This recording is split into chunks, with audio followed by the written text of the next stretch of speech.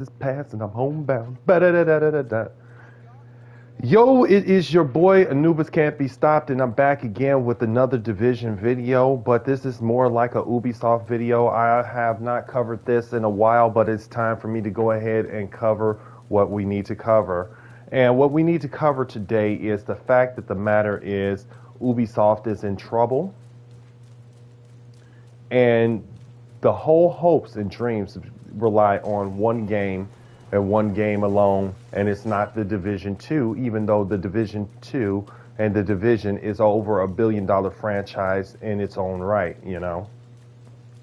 But we have to call a spade, and we have to be honest with ourselves about the state of the game. And the state of the game falls as thus. We, as Division players and agents and stuff like that, we have been with this franchise for a long time. Some of us agents are over 8,000 shade level and beyond, you know? So for us, we want to see better for the Division, you know? We want to see this game flourish and do all the things that we know this game can do. And we want to be here for all the lore and movies and things of that nature that would come from it. But let's be honest with ourselves right now for a minute. Do we actually think that this game has a chance at redemption? Do we think Ubisoft has a chance at redemption? It is highly unlikely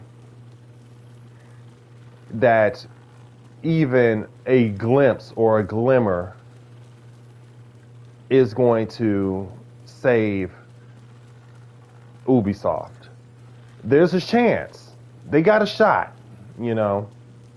Everyone's got a shot. I don't want to say it's all the way hopeless. We got to remember, a clock can be right twice a day, you know. Now, Assassin's Creed, one of the biggest AAA games, I believe, of all times. One of the biggest of all times. Because when Assassin's Creed dropped, everyone was playing it and things of that nature. Ubisoft was living that high life, you know? Now, being that Ubisoft was living that high life and everything of that nature, they got complacent. Let's be honest. They really got complacent.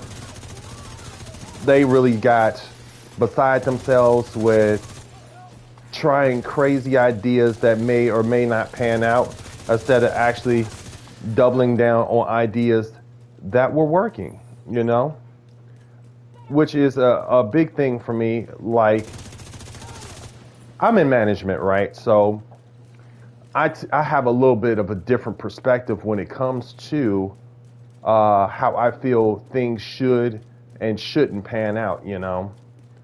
And when it comes down to the whole whether or not we should be seeing certain titles and things of that nature, from a management standpoint, it just doesn't make sense to double into games that haven't been proven or put a extreme amount of budget behind games that haven't been proven, you know. I believe that certain games should get that type of shine, but when it comes down to like really huge titles that cost millions of dollars to make, and they have $1 billion backing from a certain fan base just because it's popular at the time, I don't believe we should ever double down on anything that is sort of popular. Sort of popular is taking political standings and putting them into video games and making the argument that, oh well, this is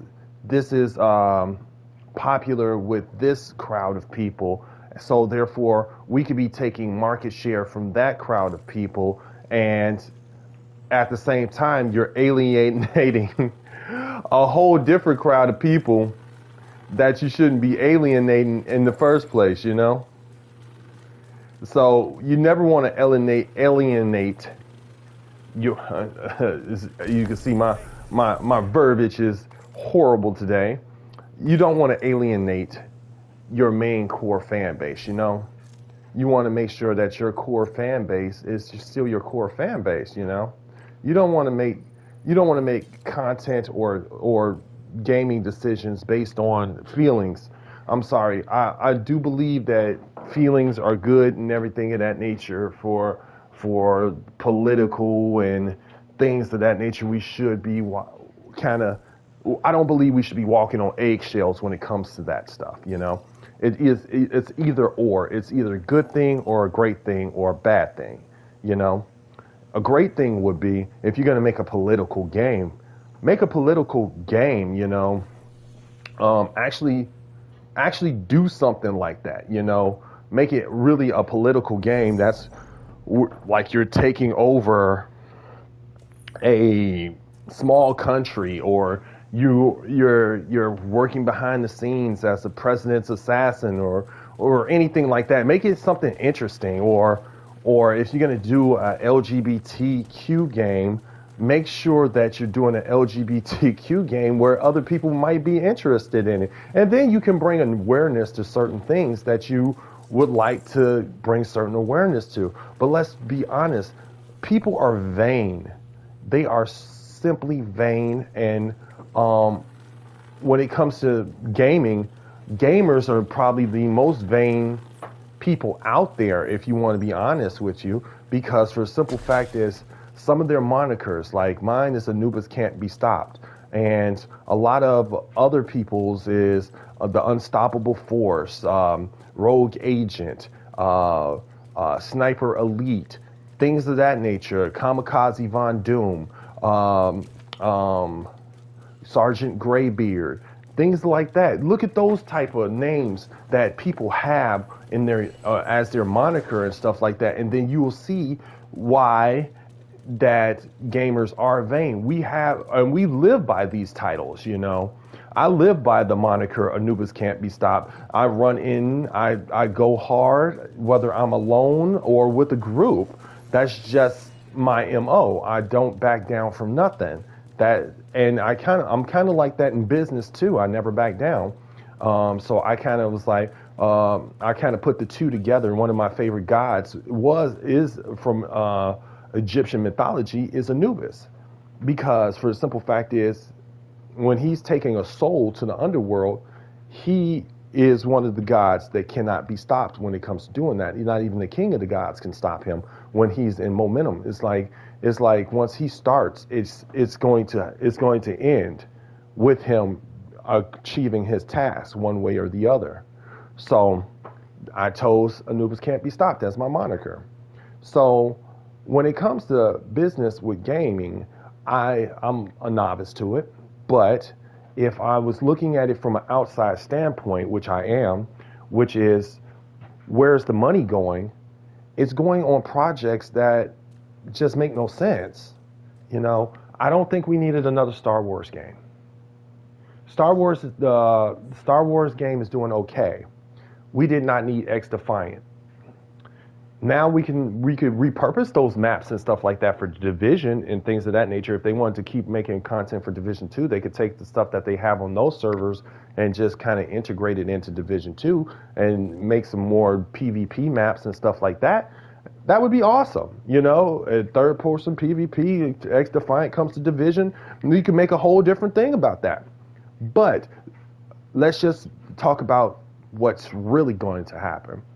We are going to have to face the fact that at the end of the day, our game that we love, and we've gone to love this franchise, and there is no other looter shooter as prominent as this one right now. If you have my personal opinion, you can argue a case of Destiny and things of that nature, but it is not Division. It is not. You can make that argument, well, the game is dead and this and that. I don't even play that game no more, blah, blah, blah, blah. Fine, you don't play the game no more, but there are millions of people that still do, you know? So I want to say our thing, our game, our community relies on the success of Assassin's Creed right now. Do I believe we should be doubling down on Assassin's Creed or trying to get Assassin's Creed on day of launch and things of that nature to save the Division and all that other stuff? I'm not saying that. What I'm saying is this, and you could quote me on this. If Assassin's Creed comes out and it bombs, it's going to open up a floodgate for Ubisoft to get either bought out or totally dismantled. And if it gets totally dismantled, it fails and everything of that nature. Servers will not get the attention they want nor need. And we could kiss the Division goodbye. Now, am I hopeful that Assassin's Creed does well? Absolutely. Am I betting on Assassin's Creed to do well? Yes, I am. I am a betting man. And if I'm a betting man, I'm going to bet on Assassin's Creed will do well and Ubisoft's stock price will rise. But the only way Ubisoft's stock rises, and you can quote me on this, is that on launch, over 1 million copies of this game are sold, either good or bad. You know, I'm not talking physical copies, even digital copies. If we sell 1 million digital copies right out the gate, even 700,000 copies of Assassin's Creed right out the gate, or the pre-orders are really, really good, we may be all right. Because then the stock price of Ubisoft will rise, and if it's a really good game and all the delays and things that they've had with this game is good, oh boy, we're back in action. Because I would like to see Ryan Garrity, the head of Division content right now, do his thing. He should have been in charge of this stuff a long time ago. Congratulations to Ryan. I'm glad to see him up on top where he's supposed to be. But I'm not about to keep talking your ear off about this stuff. I'm about to get into some PvP. So, as always, stay frosty out there, agents. I will come with you with some more news about the Ubisoft stuff. If you want to go buy some Ubisoft stock, go ahead, join Robinhood, and try to purchase you some right now because the price is at a good price. I think you could get you like 20 shares for like $40 if you wanted to have a quick 20 share flip. If Ubisoft does well, I would say go ahead and buy you some shares today. But I know I'm going to buy a couple of 100 shares and I'm going to see where it goes, you know. And hey, that's just me. But I'm not a financial advisor or nothing like that. Do your research and everything like that. I am not giving stock tips or no way, shape, or form or fashion. I'm just a gamer out here trying to make things happen. I appreciate each and every one of you. Thank you for joining this video. Stay frosty out there, agents, and I'll see you in the next one. Anubis out to PvP before I go to work. Oh yeah.